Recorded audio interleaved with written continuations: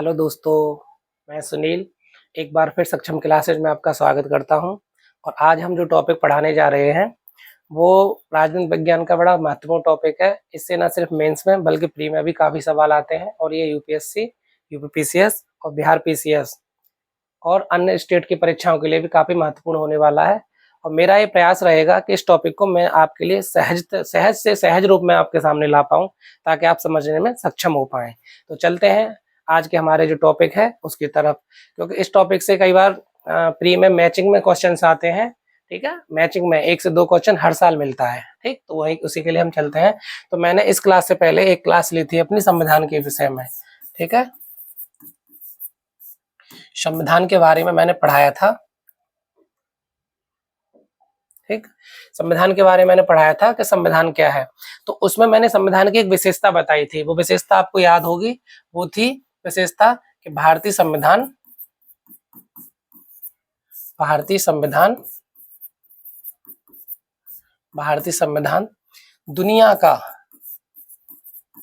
दुनिया का सबसे बड़ा लिखित संविधान है। ठीक है, तो मैंने ये एक लाइन आपको समझाई थी, इसको पढ़ाया था और इसको समझाया था कि इसको सबसे बड़ा कहने के पीछे इसका तर्क क्या है। ठीक है, तो सबसे बड़ा कहने के पीछे तर्क मैंने जो दिया था उसे समझते हैं और उसी से हमारा आगे आज का टॉपिक निकल के आएगा। तो मैंने जो उसके सबसे पीछे तर्क दिए थे उसमें 3 तर्क थे। ठीक है, 3 क्यों? क्योंकि सबसे बड़ा कहने के पीछे क्या था, क्योंकि इसमें 22 भाग थे मूल रूप से, जो कि वर्तमान में कितने हैं? 25। इसमें 8 अनुसूचियां थी मूल रूप से मूल संविधान में। ठीक है, अनुसूचियां जो कि वर्तमान में कितनी है? 12। और जो मूल संविधान में 395 अनुच्छेद थे और जो कि वर्तमान में लगभग 484 के आसपास इसमें वर्तमान में है। ठीक है, अब इतना हम समझ लेते हैं। अब यहीं से हमारा अगला टॉपिक स्टार्ट होने वाला है।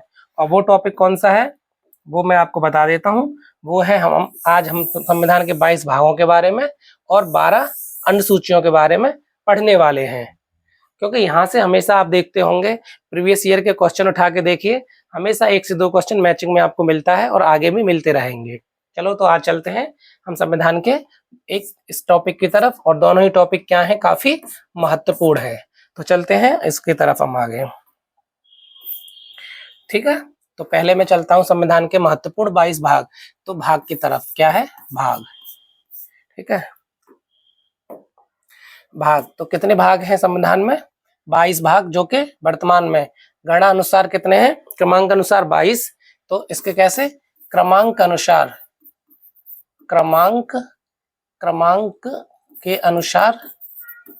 कितने हैं? क्रमांक के अनुसार कितने हैं? 22। और गणना अनुसार कितने हैं? 25। अब क्रमांक अनुसार और गणना अनुसार मैं क्यों कह रहा हूं? वो इसलिए कि जैसे कि कोई भाग है 2। ठीक है, एक भाग 2 है और इसी का क्या हो गया? भाग 2 का। तो भाग तो 2 ही है पर इसका भाग 2 का हो गया। तो जो क्रमांक के अनुसार क्या है? 2 है, पर गणना अनुसार 1 और 2, तो 2 भाग हो गए। इसी तरह वहां पे हैं। ठीक है, अब इसी की हम विशेषता पढ़ लेते हैं कि आगे क्या चल रहा है इसमें, और क्योंकि वही हमारा सबसे महत्वपूर्ण भाग होगा। ठीक, तो चलते हैं हम यहाँ पे। थोड़ा थोड़ा मैं साइड में भी लिखूंगा, वो देखते रहना। तो पहले लिख लेते हैं हम ऊपर भाग। ठीक है, और भाग के आगे क्या लिखते हैं? उसकी विषय वस्तु। और यहाँ से मेरी बात ध्यान रखो, ध्यान से सुनो कि एक प्रश्न हमेशा आता है, चाहे वो यूपीएससी हो, चाहे वो यूपीपीसीएस हो, चाहे बिहार पीसीएस हो, चाहे राजस्थान पीसीएस हो, चाहे एमपीपीएससी हो, कोई भी स्टेट का पीसीएस हो, चाहे एसएससी का कोई एग्जाम हो, यहाँ से एक प्रश्न आपको हमेशा देखने को मिलता है। और मैं इस बात का दावा करता हूँ इस क्लास को करने के बाद आप उस प्रश्न को, चाहे वो किसी भी आयोग के एग्जाम में आया हुआ हो, आप टैकल करने में, आप उसे करने में सक्षम होंगे। ठीक है, तो यहाँ से मैं पहला एक भाग लेता हूँ, भाग 1। मैं हर प्रश्न के आगे भाग नहीं लिखूंगा, पर आप समझ लेना कि भाग के नीचे भाग लिख रहा हूं मैं। ठीक है, तो भाग 1 क्या कहता है हमारा? संघ और उसका राज्य क्षेत्र। क्या कहता है? संघ और उसका राज्य क्षेत्र, संघ और उसका राज्य क्षेत्र, ठीक है। भाग 1 ये कहता है संघ और उसका राज्य क्षेत्र भाग 1, और ये अनुच्छेद 1 से 4 तक है। हालांकि इसको लिखना कोई जरूरी नहीं है, पर मैं फिर भी बता देता हूं कि अनुच्छेद 1 से 4 तक ये है। ये भाग 2 क्या कहता है? भाग 2 में नागरिकता है, ठीक है। नागरिक पहले मैं लिख लेता हूं, फिर एक एक करके उन सबको डिफाइन कर दूंगा। भाग 1 नागरिकता है। भाग 3 मूल अधिकार, मौलिक। भाग 3 में क्या है? मौलिक अधिकार। भाग 3 में मौलिक अधिकार है।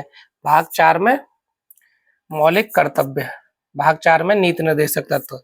भाग 4 में नीति निर्देशक तत्व, ठीक है। इसी का एक और भाग आता है, भाग 4 क। भाग 4 क, उसमें क्या है? मौलिक कर्तव्य। मौलिक कर्तव्य। फिर एक और आता है भाग 5, ठीक है। भाग 5 में क्या है? संघ।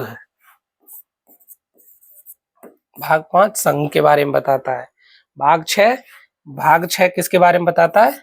राज्य के बारे में, ठीक है। भाग 6 राज्य के बारे में बताता है।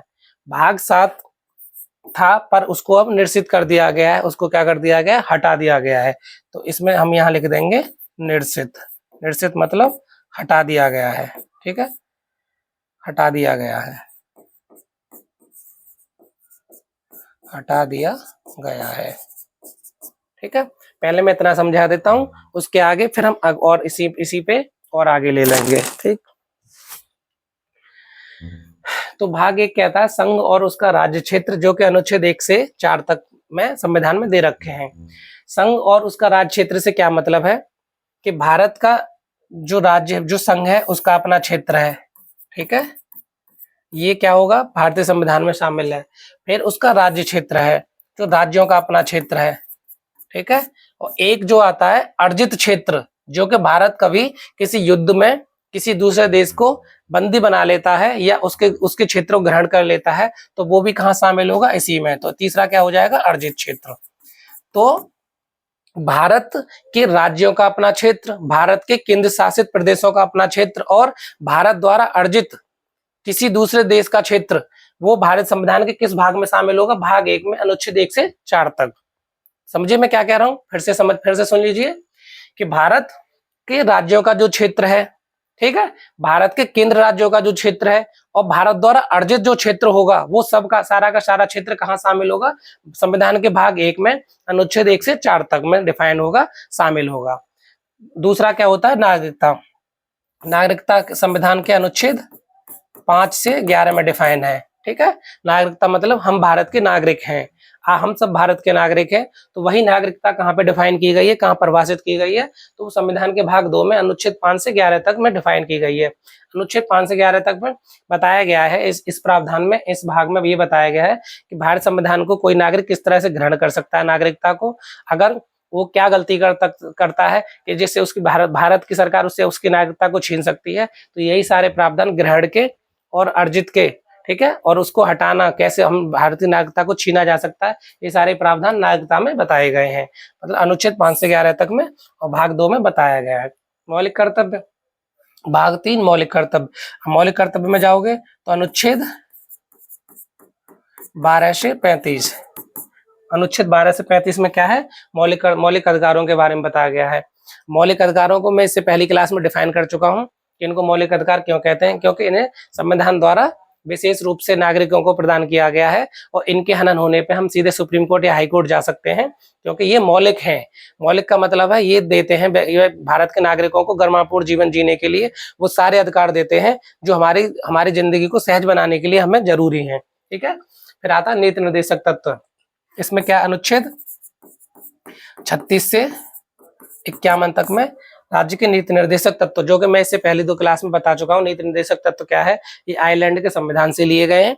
नीति निर्देशक तत्व राज्य सरकारों के लिए निर्देश के रूप में काम करते हैं। क्या निर्देश, संविधान इनको क्या निर्देश देता है, संविधान इनको निर्देश देता है कि राज्य के नागरिकों के लिए कुछ ऐसे प्रावधान करें जो उनके जीवन को सहज बनाए, गरिमापूर्ण जीवन जीने के लिए उनको बहुत सारे अधिकार दें, ठीक है। तो और बहुत सारे साधनों की प्राप्ति के लिए जितने हो सके नागरिकों को जीवन को सहज बनाने के लिए अधिक से अधिक प्रयास करें। ये राज्य के लिए नीति निर्देशक तत्व निर्देश के रूप में काम करते हैं।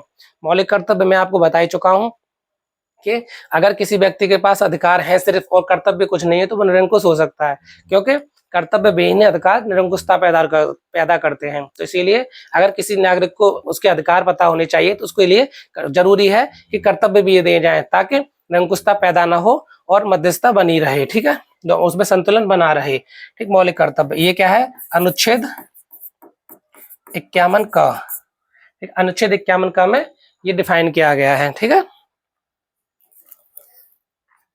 अब आता है संघ। संघ को परिभाषित किया गया है हमारा अनुच्छेद 52 से 151 तक, ठीक है। अब संघ में क्या क्या शामिल है, तो संघ में हमारे केंद्र सरकार के जो जितने अंग हैं वो सब शामिल हैं, जैसे कि राष्ट्रपति है, राष्ट्रपति के साथ साथ उपराष्ट्रपति है, प्रधानमंत्री है, मंत्रिपरिषद है, ठीक है। मंत्रिपरिषद और उनके क्या क्या कर्तव्य हैं, क्या दायित्व है, क्या शक्तियां हैं, ये सब कहाँ पे डिफाइन की गई हैं, तो अनुच्छेद 52 से 151 में संविधान के 5 भाग में संघ जो संघ है उसके अंतर्गत ये सारे आते हैं। कौन कौन, राष्ट्रपति, प्रधानमंत्री और उपराष्ट्रपति, ठीक है, ये सारे के सारे कहाँ आते हैं, संघ में आते हैं। ऐसे ही राज्य, तो ऐसे ही राज्यों को भी दिखाया गया, राज्यों को। अब इनके लिए क्या है, अनुच्छेद 152 से, ठीक है, 237 तक, ये कहाँ है, अनुच्छेद 152 से 237 तक राज्य सरकारों की शक्तियां और उनके दायित्वों के बारे में बताया गया। जैसे कि राज्य संघ है वैसे राज्य मुख्यमंत्री हो गया, राज्यपाल हो गया, ठीक है, और राज्यों की मंत्रिपरिषद होगी, उनके क्या कार्य हैं, क्या दायित्व हैं, क्या शक्तियां हैं, वो सब यहाँ डिफाइन की गई है। भाग 7 को संविधान के इस बारे, भाग 7 को हटा दिया गया है। अब मैं जो भी मैंने समझाया वो आपको समझ में आ गया, तो अब मैं आगे चलता हूँ, ठीक है, इसको मैं मिटा देता हूँ। अब मैं आगे 7 के बाद 8 भाग से चलता हूँ मैं, ठीक है। तो भाग, फिर यहाँ पे लिखता हूं मैं विषय वस्तु, ठीक है, भाग और विषय वस्तु। अब भाग और विषय वस्तु में मैंने वहां पढ़ा दिया। अब कौन सा भाग आ गया यहाँ पे, 8वां, ठीक है। 8वां भाग क्या कहता है, 8वां भाग किससे संबंधित है, संघ राज्य क्षेत्र से, ठीक है, संघ राज्य क्षेत्र, संघ राज्य क्षेत्र से 8वां भाग संबंधित है, ठीक है। और इसमें जो प्रावधान किए गए हैं हमारे, वो किए गए हैं अनुच्छेद 239 से 242 तक, अनुच्छेद 239 से 242 तक।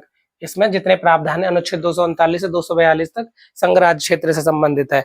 अब संघ राज्य क्षेत्र से संबंधित से क्या मतलब है, तो इसमें केंद्र शासित प्रदेशों के प्रशासन, शासन आदि के बारे में बताया गया है। क्या क्या बताया गया है, जो केंद्र शासित प्रदेश हैं उनके किस किस बारे में, प्रशासन के बारे में, शासन के बारे में, एवं उनकी शक्तियों का वर्णन कहाँ किया गया है, तो संघ राज्य क्षेत्र में किया गया। संघ राज्य क्षेत्र से मेरा मतलब होता है केंद्र शासित प्रदेश, जैसे दिल्ली हो गई, पुदुचेरी हो गया, दमन दीव हो गया, दादर नागर हवेली हो गया, अंडमान निकोबार हो गया, ठीक है, लद्दाख हो गया। तो ऐसे करके जो हमारे 8 केंद्र शासित प्रदेश हैं उनके बारे में कहाँ बताया गया, संविधान के भाग 8 में बताया गया। कहाँ पे, अनुच्छेद 239 से 242 तक बताया गया है, ठीक है। और ये क्या है, केंद्र शासित प्रदेशों के शासन, प्रशासन एवं शक्तियों के बारे में यहाँ बताया गया है, ठीक है। भाग 9, भाग 9 में किसके बारे में बताया गया, भाग 9 में बताया गया हमारे पंचायतों के बारे में, पंचायतों के विषय में, ठीक है, पंचायतों के विषय में। कहाँ पे, अनुच्छेद 243 से 243 ओ तक, ठीक है, अनुच्छेद 243 से 243 ओ तक कहाँ बताया गया है, संघ राज्य क्षेत्र के भाग 9 में पंचायतों के बारे में बताया गया है, ठीक है। पंचायतों के बारे में कहाँ बताया गया है, तो भाग 9 में, ठीक। अब पंचायतों के विषय में क्या क्या बता रहा है कि पंचायतों की शक्तियां क्या है, उनके कार्य क्या है, ठीक है, उन सब के बारे में कहाँ बताया गया है, पंचायतों के भाग 9 में। ऐसे ही इसका अगला भाग कौन सा आता है, भाग 9 का। भाग 9 का में कौन सा बताया गया, नगर पालिकाओं के बारे में, नगर पालिकाओं के विषय में, ठीक है। ये तो भाग 9 में किसके बारे में बताया गया है? नगर पालिकाओं के बारे में बताया गया भाग 9 में, ठीक। और ये जो है यहाँ से अनुच्छेद 243 से अनुच्छेद 243 पी से अनुच्छेद 243 जेड जी तक, ठीक है। अनुच्छेद 243 पी से अनुच्छेद 243 जेड जी तक नगर पालिकाओं के बारे में क्या बताया गया? नगर पालिकाओं के कार्य एवं उनकी शक्तियां कहाँ पे डिफाइन है? भाग 9 में। इसी तरह एक और भाग आता है भाग 9 ख, ठीक है। भाग 9 ख के बारे में क्या? सहकारी समितियों के बारे में बताया गया। किसके बारे में? सहकारी समिति। भाग 9 किसके बारे में? सहकारी समिति, ठीक है। सहकारी समिति के बारे में किस, ठीक, सहकारी समिति के बारे में बताया गया भाग 9 में। किस अनुच्छेद के अंतर्गत? अनुच्छेद 243 जेड एच के बारे में, ठीक है। अनुच्छेद 243 जेड एच, ठीक। इसी तरह भाग कौन सा आता है? अब 9 ख हो गया तो भाग 10 आएगा यहाँ पे, ठीक है। भाग 10, भाग 10 क्या कहता है वो भी देख लेते हैं, ठीक। भाग 10 ये कहता है कि अनुसूचित जाति अनुसूचित जनजाति के विषय में जो प्रावधान है उनके बारे में कौन सा बताता है? तो अनुसूचित जाति अनुसूचित जनजाति क्षेत्र के प्रशासन के बारे में बताता है। कौन सा भाग? भाग 10। तो क्या क्या बताता है? अनुसूचित जाति एवं अनुसूचित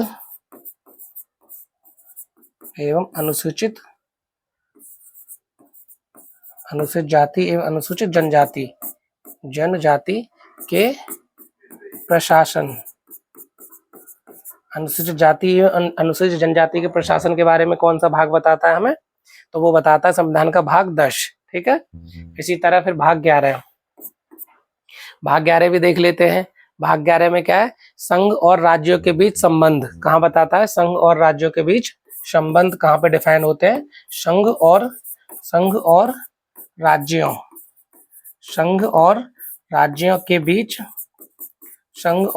के बीच संबंध, ठीक है। ये कहाँ पे डिफाइन होते हैं? तो ये डिफाइन होते हैं हमारे संविधान के भाग 11 में। संघ और राज्यों के बीच संबंध कहाँ डिफाइन होते हैं? संविधान के भाग 11 में। और किस अनुच्छेद में? 245 से 263 तक, 245 से 263 तक, ठीक है। ये समझ लिया आपने। संघ भाग 11 कहाँ किसके विषय में? संघ और राज्यों के बीच संबंध के विषय में कौन सा भाग बताता है? तो भाग 11, ठीक है। ऐसी भाग 12 है जो संघ और राज्यों के बीच, मतलब केंद्र और राज्यों के बीच वित्तीय संबंध को बताता है, ठीक है। वित्तीय संबंधों को डिफाइन करता है, वित्तीय संबंधों को बताता है। कौन बताता है? संविधान का भाग 11, ठीक है। केंद्र और राज्यों के बीच वित्तीय संबंधों को बताता है। और किस अनुच्छेद में? तो अनुच्छेद 264 से 300 का तक, ठीक है। अनुच्छेद 264 से अनुच्छेद 300 का तक कौन सा संविधान के? तो संविधान का भाग 12 केंद्र और राज्यों के बीच में बताता है। अब मैं इनको समझा देता हूँ फिर आगे चलूंगा, ठीक है। तो भाग 12 कहता है संघ और राज्य क्षेत्र। संघ राज्य क्षेत्र मैंने अभी आपको बता ही दिए हैं, ठीक है। जो केंद्र सरकार के, जो केंद्र शासित प्रदेश होते हैं, जिसमें दिल्ली है, पुदुचेरी है, चंडीगढ़ है, अंडमान निकोबार है, लद्दाख है, जो 8 केंद्र शासित प्रदेश हैं, उनके शासन के विषय में कौन सा भाग बताता है? भाग 8। फिर पंचायतों के विषय में, जो ग्राम पंचायतें होती हैं, नगरीय पंचायत होते हैं, क्षेत्रीय पंचायत होते हैं, तो उनके विषय में कौन सा बताता है? तो उनके विषय में बताता है संविधान का भाग 9। और कौन सा अनुच्छेद? अनुच्छेद 243 से अनुच्छेद 243 ओ तक के जितने प्रावधान है वो भारतीय पंचायतों से संबंधित है, ठीक है। पंचायत किसका? राज्य सूची का विषय है पंचायत। नगर पालिका, तो सब इसी में संशोधन करके कौन से संबंध वो बाद में बताऊंगा मैं। 73वां संशोधन करके इसमें नगर पालिकाओं को जोड़ा गया था और एक भाग 9 का जोड़ा गया। उसमें नगर पालिकाओं के संबंधित प्रावधान थे, नगर पालिकाओं की शक्तियां, उनके कार्य वगैरह जो भी है वो भाग 9 में शामिल है। और अनुच्छेद 243 पी से अनुच्छेद 243 जेड जी तक के जितने भी प्रावधान है वो भारतीय नगर पालिकाओं के संबंधित है, ठीक है, नगर पालिकाओं से संबंधित है। भाग 9 ख, 9 ख का मतलब होता है सहकारी समिति, जो 243 जेड एच में शामिल है, ठीक है। अनुसूचित जाति एससी और एसटी के बीच में जो प्रावधान है वो संविधान के किस भाग में है? वो संविधान के 10वें भाग में है, ठीक है।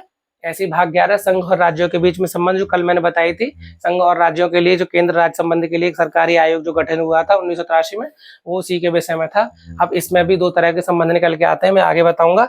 एक विधायी संबंध, एक प्रशासनिक संबंध, ठीक है। मैं यही बता देता हूँ। एक आता है विधायी संबंध, ठीक है, एक आता है प्रशासनिक संबंध, प्रशासनिक संबंध, ठीक है। और तीसरा जो भाग 12 में दे रखा है, केंद्र और राज्यों के बीच में कौन सा संबंध है, वित्तीय संबंध, ठीक। तो ये बात ध्यान रखिए आप, कितने संबंध होते हैं केंद्र और राज्यों के बीच में। तो संविधान का भाग 11 में कौन से संबंध है, विधायी और प्रशासनिक संबंध, ठीक है। और संविधान के भाग 12 में क्या है, तो केंद्र और राज्यों के बीच में कौन सा संबंध है, केंद्र और राज्यों के बीच में वित्तीय संबंध, ठीक है। अब आगे चलते हैं हम, ये इसी से हम आगे स्लॉट ले लेते हैं 13 से।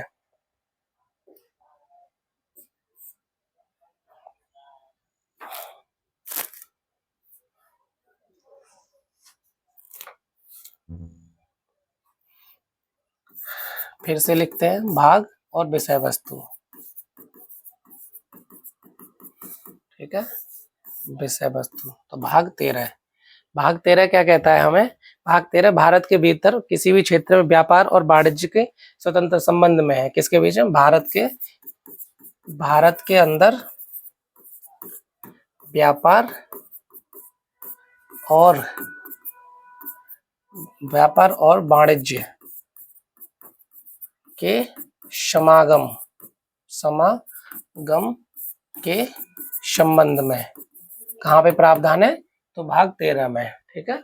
इसी तरह कौन सा एक भाग आता है, भाग 14 आता है। भाग 14 क्या कहता है वो भी देख लेते हैं। तो भाग 14 ये कहता है हमसे कि संघ और राज्यों के बीच जो अधीन सेवाएं हैं उसका जिक्र कहाँ पे है, तो उसका जिक्र है संविधान के भाग 14 में। क्या क्या है भाग 14 में, संघ और राज्यों के अधीन सेवाएं, संघ और राज्यों के अधीन सेवाएं हैं, कहाँ पे है, संविधान के भाग 14 में। इसी का एक और भाग आता है संविधान का भाग 14 का, ठीक है। भाग 14 का में क्या दे रखा है, भाग 14 में है अधिकरण, ठीक है। भाग 14 में क्या दे रखा है, अधिकरण दे रखा है। अधिकरण का मतलब होता है, क्या होता है अधिकरण का मतलब, वो भी मैं आपको बता देता हूँ। जो प्रशासनिक एवं अन्य विवादों को निपटाने के लिए गठित किए जाते हैं न्यायाधिकरण, ठीक है। किस किस के लिए, जो प्रशासनिक और अन्य विवादों को निपटाने के लिए, ठीक है। जैसे कि सुप्रीम कोर्ट हो गया हमारा, हाई कोर्ट हो गया, इनके पास अपने ही बहुत सारे काम होते हैं। अगर इनके पास छोटे छोटे मुद्दों को भी लेके जाया जाए तो बड़े कामों पर ध्यान नहीं दे पाएंगे, बड़े मुद्दों पर ध्यान नहीं दे पाएंगे। इसलिए जो छोटे छोटे क्षेत्र को लिए जो छोटे मुद्दे होते हैं उनको निपटाने के लिए अधिकरणों का गठन किया गया है, जो कि संविधान के भाग 14 का के अंतर्गत आते हैं, ठीक है। और ये प्रशासनिक और अन्य विवादों को निपटाने के लिए होते हैं, ठीक है। अब ऐसे ही भाग 15 है हमारा। भाग 15 में क्या है, निर्वाचन। निर्वाचन मतलब होता है चुनाव प्रक्रिया। जो चुनाव आयोग जो प्रक्रिया अपनाता है उसकी क्या शक्तियां हैं, क्या कर्तव्य है, मतदाता सूची किस तरह से तैयार करता है, ठीक है। ये सब कहाँ पे दे रखे हैं हमें, तो ये सब दे रखे हैं भाग 15 में निर्वाचन से, ठीक है। अब इसके विषय में जो है वो अनुच्छेद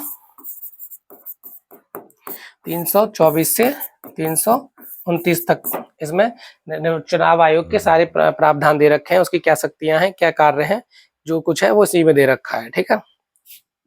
भाग 16, भाग 16 क्या है, कुछ विशेष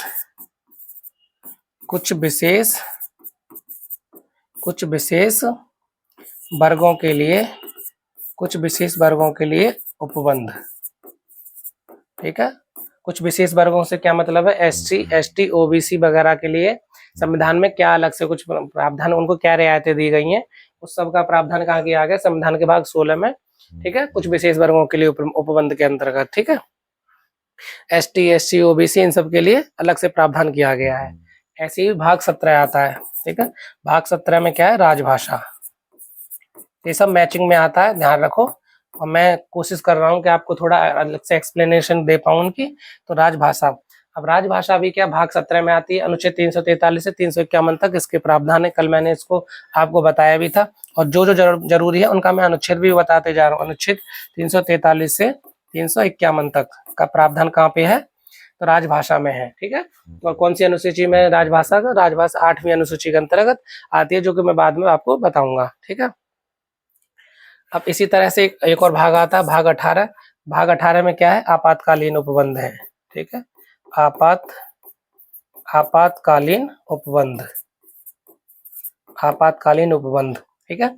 आपातकालीन उपबंध से क्या तात्पर्य है, इस 3 प्रकार के होते हैं, ठीक है। एक होता है राष्ट्रीय आपातकाल, जो कि युद्ध, बाह्य आक्रमण, सशस्त्र विद्रोह के क्षेत्र उसमें लगता है, ठीक है। दूसरा क्या होता है, एक राष्ट्रीय आपातकाल, राष्ट्रीय आपातकाल। दूसरा क्या है, राष्ट्रपति शासन, राष्ट्रपति शासन। तीसरा है वित्तीय आपातकाल, ठीक है।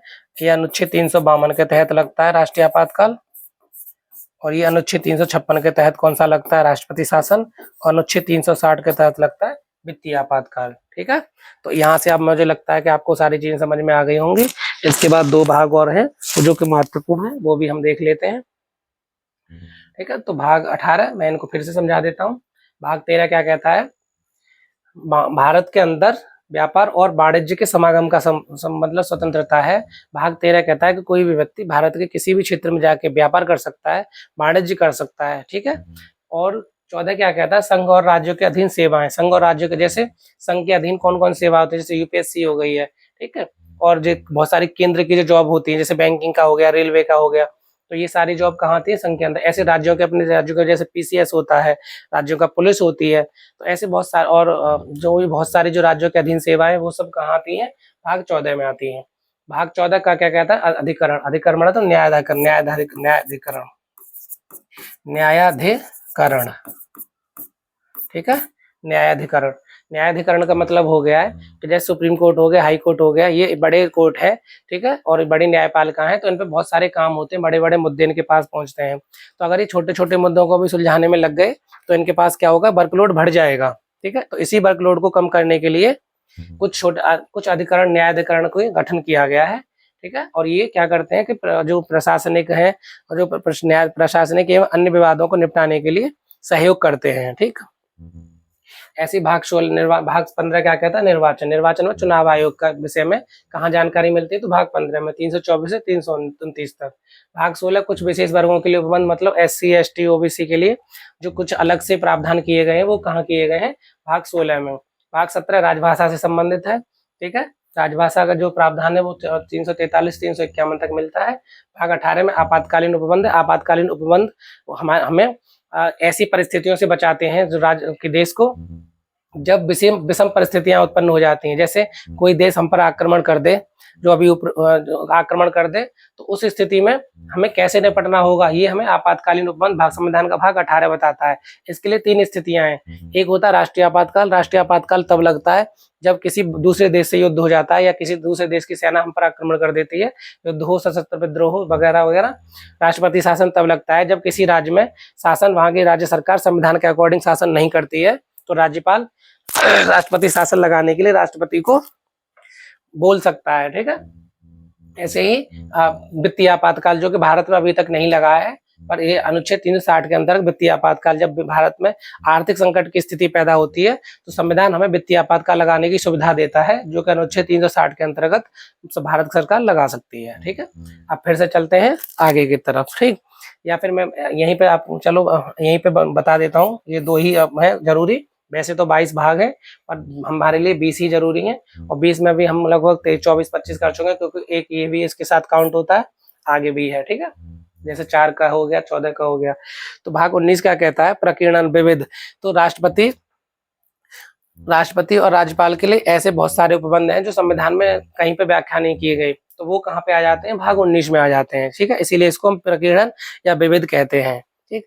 अब ऐसे ही 22 भाग क्या है, 20वें भाग में क्या है, संविधान का संशोधन। इसको ध्यान रखो, यहाँ से ये कभी कभी मैचिंग में आ जाता है। संविधान संशोधन अनुच्छेद 368 कहाँ से लिया गया है, तो दक्षिण अफ्रीका के संविधान से लिया गया। संविधान संशोधन क्यों जरूरी है, कि उसकी आवश्यकता होती है, वो मैं आपको पहले लेक्चर में बता चुका हूँ, आप जाके देखोगे तो समझ में आ जाएगा, ठीक है। तो इसी तरह से हमारा क्या होता है, यहाँ से हम हमारा ये जो संविधान के 22 भाग हैं, मैंने आपको बहुत अच्छे समझा दिए हैं। ये मैचिंग में आता है, कैसे आता है वो भी देख लेते हैं, ठीक है। वो मैचिंग में ऐसे आता है कि मानो आपको एक तरफ 22 भाग 14 दे दिया और इधर दे दिए, ये 4 दे दिए, मानो ये 4 आ गए, ठीक है, और ये आगे पीछे कर दिए, तो आपको मिलाने के लिए वो बोल देता है कि भाग 14 में क्या क्या है। तो भाग 14 में संघ और राज्य के अधीन सेवा हो गई, 14 का में अधिकरण हो गया, 14-15 में निर्वाचन 16 में कुछ विशेष उपबंध। अब ये कभी कभी तो सीधे दे देता है, कभी कभी मैचिंग में दे देता है, ऐसे ऐसे मिलाने के लिए कि एक का क, दूसरे का ख, तीसरे का ग, इस तरह से। तो ऐसे करके चाहे वो यूपीएससी हो, चाहे यूपीपीसीएस हो, या किसी भी अदर स्टेट का एग्जाम हो, वहां पे इससे आपको 1 से 2 सवाल हमेशा आपने को देखने को मिलेंगे।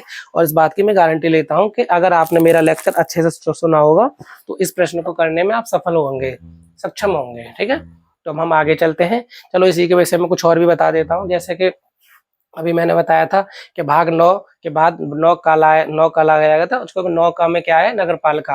वो किस संविधान के साथ जोड़ा है, वो 73वां संविधान संशोधन 1992 के द्वारा जोड़ा गया था। ठीक है, इसी तरह 74वां संविधान संशोधन 1992 के द्वारा 9 का जोड़ा गया था। 9 का में क्या है, नगर पालिका है।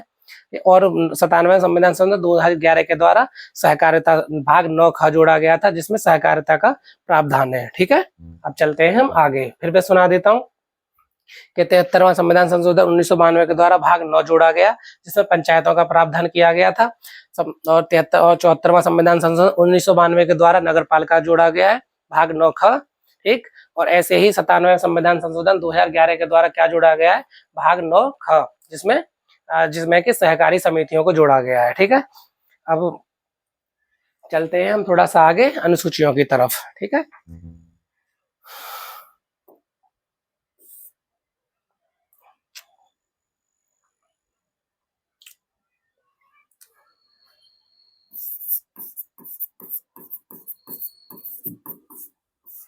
अनुसूची ये देख लेते हैं, और ये बहुत महत्वपूर्ण टॉपिक है अनुसूची।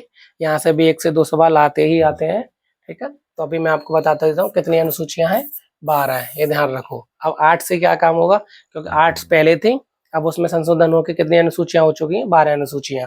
अब मैं उनको एक एक करके एक्सप्लेन करूंगा, और मुझे उम्मीद है कि वो आपके एग्जाम के पॉइंट ऑफ व्यू से काफी काम आएंगी, क्योंकि उससे भी सवाल बनता है। तो पहली अनुसूची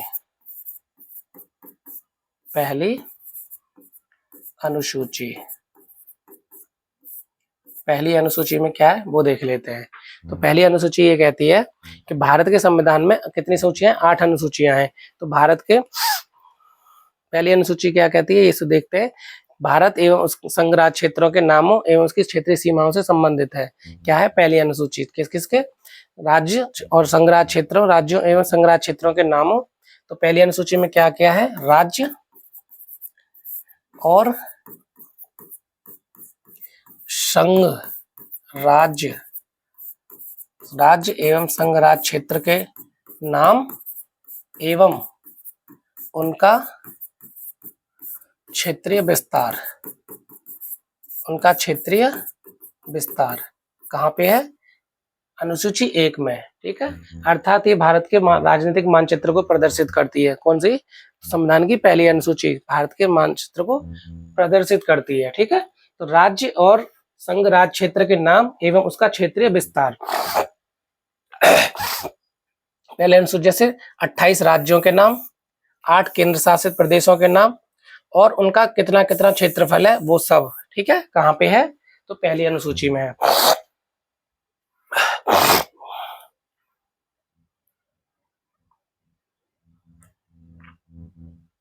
इसी तरह दूसरी अनुसूची देख लेते हैं।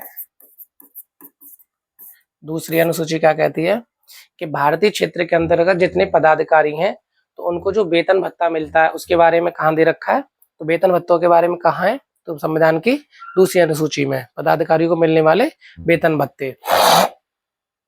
ठीक है,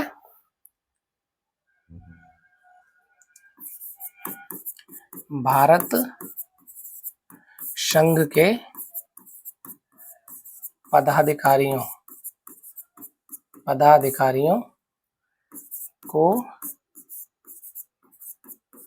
को मिलने वाले वेतन भत्ते। ठीक है, तो इसके विषय में कौन से भाग में दिया गया, कौन से अनुसूची में, दूसरी अनुसूची में। तो भारतीय संघ के पदाधिकारियों को मिलने वाले वेतन और भत्ते। जैसे कि पदाधिकारियों से क्या मतलब है, जैसे कि भारत के पदाधिकारी राष्ट्रपति हो गए, राष्ट्रपति, प्रधानमंत्री, राज्यपाल, लोकसभा अध्यक्ष, राज्यसभा अध्यक्ष, भारत का महाधिवक्ता, ये सब जैसे संवैधानिक पदाधिकारी हैं। ठीक है, सुप्रीम कोर्ट, हाई कोर्ट के जजेज हो गए, ये सबको वेतन भत्ते कहाँ के किस प्रावधान के अंतर्गत मिलते हैं, तो इनके विषय में कहाँ दिया गया, तो संविधान की दूसरी अनुसूची में दिया गया है कि भारत संघ के जितने पदाधिकारी हैं उनको वेतन भत्ते मिलेंगे, ऐसा प्रावधान संविधान की दूसरी अनुसूची में दिया गया। अब आती है तीसरी अनुसूची, तृतीय अनुसूची। ठीक है, तृतीय अनुसूची में क्या है, सेवा शपथ। ठीक है, शपथ प्रतिज्ञान, शपथ प्रतिज्ञान। तीसरी अनुसूची में क्या दे रखा है, भारतीय राज्य जितने भी हैं शपथ, शपथ का मतलब होता है कौन कौन शपथ लेगा यहाँ से, तो जो जितने प्रधानमंत्री है, जितने केंद्रीय मंत्री हैं, सुप्रीम कोर्ट और हाई कोर्ट के जज हो गए, राज्यपाल हो गए, सब यहाँ पे क्या, यहाँ से शपथ का प्रावधान किया गया। किस किस के विषय में, हालांकि ध्यान रखना कि संविधान की तीसरी अनुसूची में राष्ट्रपति के लिए शपथ का प्रावधान नहीं है, राष्ट्रपति के लिए अलग से वहां पर राष्ट्रपति के लिए आर्टिकल दिया गया है। तीसरी अनुसूची में जितने केंद्रीय मंत्री हैं उनके लिए, राज्य मंत्री हैं उनके लिए, सुप्रीम कोर्ट हाई कोर्ट के जजेज हैं उनके लिए, प्रधानमंत्री है उनके लिए, यहाँ पे शपथ, सांसद, संसद के सदस्य, राज्य विधानमंडल के सदस्य, जिनको जितनी शपथ के लिए है वो सारे के सारे जिनका प्रावधान कहाँ है, तृतीय अनुसूची में है। ठीक है, अब चतुर्थ अनुसूची, चतुर्थ अनुसूची क्या कहती है वो भी देख लेते हैं। चतुर्थ अनुसूची कहती है राज्यों एवं संघ राज्य क्षेत्रों, संघ राज्य क्षेत्रों का राज्यसभा में प्रतिनिधित्व, मतलब सीटों का आवंटन। ठीक है, राज्यसभा में सीटों का आवंटन। अब जैसे कि राज्यसभा है, राज्यसभा में डायरेक्ट चुनाव तो होते नहीं है। ठीक है, प्रत्येक राज्य से उनकी जनसंख्या के अनुपात में कुछ सदस्य जाते हैं, तो ये अनुसूची चौथी कहती है कि वो किस अनुपात में राज्यसभा में जाएंगे, किस राज्य से और किस संघ शासित प्रदेश से कितने मेंबर राज्यसभा में जाएंगे। अनुच्छेद चतुर्थ अनुसूची कहती है। फिर कहती है पांचवी अनुसूची क्या कहती है वो भी देख लेते हैं। पांचवी अनुसूची कहती है अनुसूचित क्षेत्रों और अनुसूचित जनजातियों के प्रशासन एवं नियंत्रण के बारे में। ठीक है, अनुसूचित क्षेत्रों एवं अनुसूचित जनजातियों के प्रशासन के बारे में। ठीक है,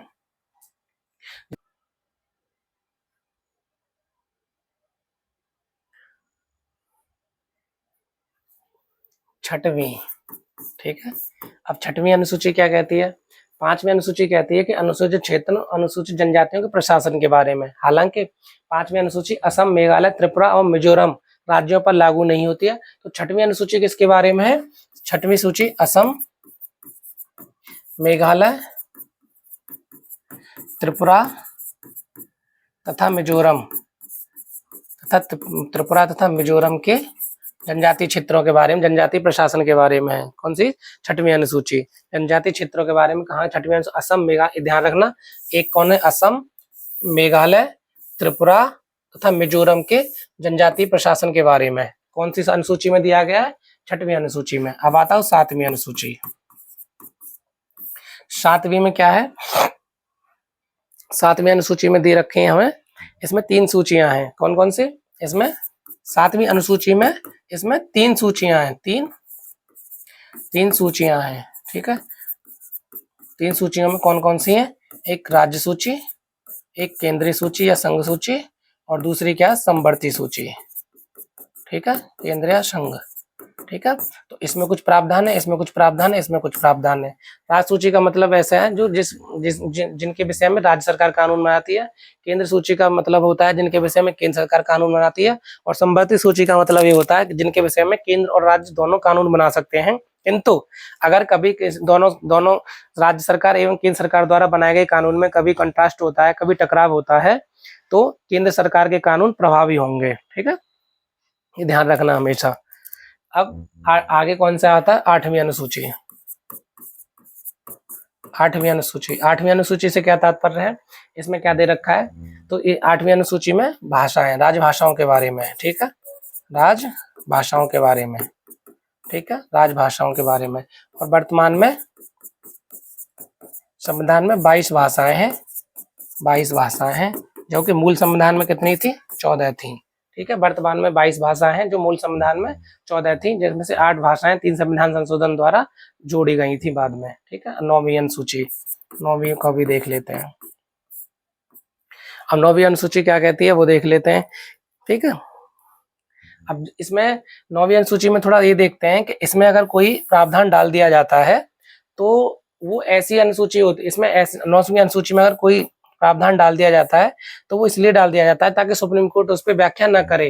हालांकि बाद में सुप्रीम कोर्ट ने अपने कई डिसीजन में बोल दिया था कि अगर 9वीं सूची में भी कोई प्रावधान ऐसा है जो संविधान के मौलिक अधिकारों के विरुद्ध है या मूलभूत ढांचे के खिलाफ है तो हम उसमें उस पे भी मतलब उस पे भी हम क्या कर सकते हैं, न्यायिक समीक्षा कर सकते हैं। ठीक है। तो ये ध्यान रखो, इसमें कुछ खास नहीं है, पर यही है कि अगर कोई प्रावधान 9वीं अनुसूची में डाल दिया जाता है तो संविधान और जो सुप्रीम कोर्ट उस पर व्याख्या नहीं कर सकता, ठीक है, उसकी जांच नहीं कर सकता। परंतु बाद में एक न्याय में सुप्रीम कोर्ट ने बोल दिया था कि अगर ये ऐसा कोई प्रावधान जो संविधान के मौलिक अधिकारों की व्याख्या करता है या मूलभूत ढांचे को क्षति पहुंचाता है तो सुप्रीम कोर्ट उस पर व्याख्या कर सकता है। ठीक है। अब बाद में आता है कौन सा, 10वीं अनुसूची क्या कहती है वो भी देख लेते हैं। 10वीं अनुसूची कहती है जैसे दल विरोध के आधार पे दल बदल विरोध के आधार पर निर्हरता के बारे में उपबंध है। दल बदल विरोध के आधार पे निर्हरता। ठीक है। कि मानो दल बदल के मतलब क्या है, बाद में जोड़ी गई थी कि कोई व्यक्ति अगर किसी दूसरी पार्टी से चुन के आ रहा है, ठीक है, और चुनने के बाद वो किसी और पार्टी में जा रहा है तो इस आधार पे उसकी सदस्यता छिन सकती है। ठीक है। उसकी सदस्यता से भंग किया जा सकता है। वो जिस पार्टी से चुनकर आया था उस पार्टी का हक है कि उसकी सदस्यता से उसे हटा सकता है। ठीक है। ऐसे ही भाग 11वीं अनुसूची देखो। अब 11वीं अनुसूची क्या कहती है वो भी देख लेते हैं। तो 11वीं अनुसूची कहती है कि पंचायतों के अधिकार प्राधिकार पंचायतों के विषय में है ये। ठीक। 11वीं अनुसूची किसके विषय में है, पंचायतों के विषय में। ठीक। जो भी मैंने थोड़ी देर पहले बताया था कि पंचायतों की क्या शक्तियां हैं, क्या कर्तव्य हैं, क्या दायित्व हैं, तो ये सब के विषय में कहाँ पे है, पंचायतों के बारे में। वैसे ही 12वीं अनुसूची, तो 12वीं अनुसूची किसके विषय में, नगर पालिकाओं के बारे में। नगर पालिकाओं के बारे में क्या है, 12वीं अनुसूची है। नगर पालिकाओं के बारे में 12वीं अनुसूची है। ठीक है। तो ये हमारी अनुसूचियां हो गई हैं। मैं फिर से रिपीट कर देता हूँ। 6वीं अनुसूची कहाँ पे लागू होती है, असम मेघालय त्रिपुरा मिजोरम के जनजातीय क्षेत्रों में। 7वीं अनुसूची में खुद 3 अनुसूचियां हैं, जो राज सूची है, केंद्र सूची, समवर्ती सूची, इसमें अपने अपने प्रावधान है। ठीक है। इनके विषय में आप जब हम डिटेल से पढ़ेंगे तब, क्योंकि अभी हम सिर्फ और सिर्फ अनुसूचियों के अंदर क्या क्या है वो पढ़ा रहे हैं। 8वीं अनुसूची में राजभाषाएं हैं और राजभाषाओं में 22 भाषाएं जो मूल संविधान में 14 थी, जो संशोधन द्वारा 22 हो गई हैं। 9वीं अनुसूची का मतलब होता है कि अगर केंद्र सरकार संशोधन द्वारा उसमें अगर कोई किसी प्रस्ताव को डाल देती है, सुप्रीम कोर्ट उसको पहली बार में नहीं करेगा, क्या नहीं करेगी, न्यायिक समीक्षा नहीं करेगी। किंतु अगर सुप्रीम कोर्ट को लगता है, उच्च न्यायपालिका को लगता है कि इस प्रावधान से मौलिक अधिकार या मूलभूत ढांचे को क्षति पहुंच रही है तो उस पर वो उस पर संज्ञान ले सकता है। 10वीं अनुसूची दल बदल विरोध के आधार पर निर्भरता है। मतलब अगर कोई व्यक्ति किसी दूसरी सरकार से चुनकर आया है और चुनने के बाद वो किसी अन्य दल में जा रहा है तो तो उसकी सदस्यता रद्द कर दी जाएगी। 11वीं अनुसूची पंचायतों से संबंधित है। 12वीं अनुसूची किससे संबंधित है, नगर पालिकाओं से संबंधित है। ठीक है। अब पूछ लेता है कभी कभी 11वीं अनुसूची 73/1992 द्वारा, तो इसमें कितने हैं, इसमें इसमें कितने हैं, इसमें 29 विषय है, ध्यान रखना। इसमें 29 विषय हैं और इसमें 18 विषय हैं। ठीक है। ये ध्यान रखो आप, क्योंकि कभी कभी क्या होता है, पूछ लेता है कि पंचायतों में कितने विषय हैं, तो 29 विषय हैं, और अगर पूछता है कि नगर पालिकाओं में कितने विषय हैं तो बता देना 18 विषय हैं। ठीक है। तो हम अपने आज के लेक्चर को यहीं विराम देते हैं और मैं उम्मीद करता हूँ कि आपको कई सारे प्रश्न हल करने में आपको सहजता प्रदान करेगा। ठीक है। नमस्कार।